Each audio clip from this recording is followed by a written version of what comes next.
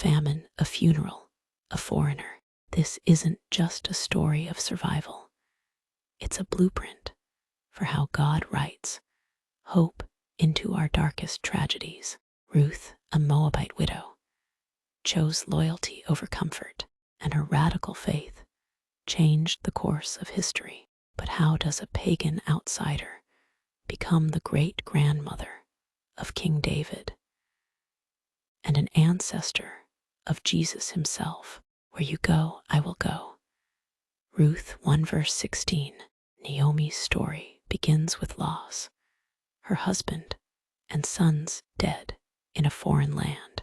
In ancient Israel, widows were economic casualties, but Ruth, a Moabite woman, defies cultural norms. She chooses hesed, a Hebrew word for covenantal love, binding herself to Naomi with a vow so fierce it echoes through millennia.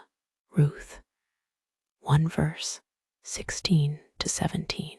Ruth and Naomi arrive in Bethlehem during barley harvest. God's law commanded farmers to leave grain for the poor. Leviticus 19 verse 9 to 10. A divine safety net. Enter Boaz, a wealthy landowner. His kindness isn't random. He's a kinsman-redeemer. But why does he notice Ruth? Her relentless work ethic and integrity turn heads. Ruth 2 verse 11 to 12. Naomi hatches a risky plan. Ruth must ask Boaz to marry her. This wasn't romance. It was legal redemption. By lying at his feet, Ruth invokes the Gaul law.